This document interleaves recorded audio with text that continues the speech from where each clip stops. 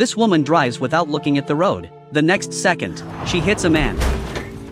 But when she gets out of the car to check, the man disappears. Louise looks around and finds that he is enjoying the wildflowers in the bushes, completely ignoring the wound on his head. She tries to take him to the hospital, but he disagrees. She has to plan to go home to bring medicines to help him bandage. But when she comes out, she finds that the man has followed her to her yard. He seems to be very interested in her yard's fruit trees. He introduces himself as Pierre. At night, he does not sleep but operates on the computer. On the table next to him is a picture of Louise and her husband, but he turns it face down on the table. The next day, they wake up to find that he has cleaned up the house, and things are sorted and arranged very neatly. Louise runs the orchard that her husband left behind, but the income of the orchard is far from enough to make the loan to the bank. Her neighbor Paul says he can buy her orchard. Thinking of the family's struggles and her daughter, who is trying to go to work in a bar, she begins to hesitate. At night, they see Pierre outside the window, setting up the stoves in the orchard. He says the frost is coming, and he takes 297 stoves from the storeroom. With the family's busy work, the fires of hope are constantly lit in her orchard.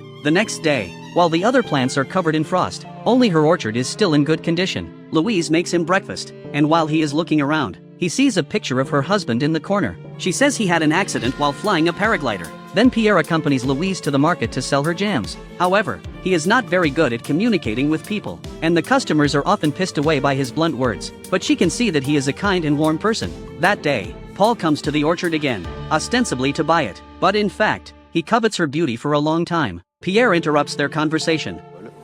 Pierre, pas Paul, j'aime pas Paul. Non, Paul, c'est moi. J'aime pas.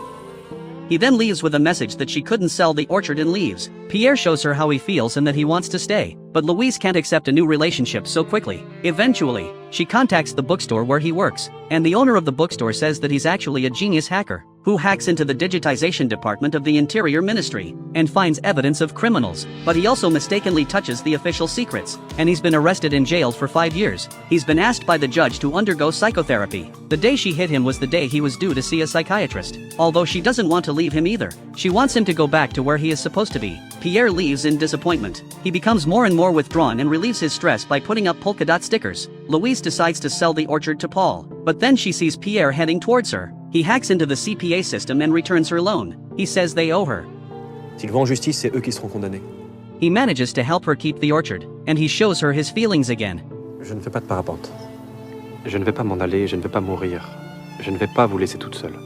He is finally able to live with her,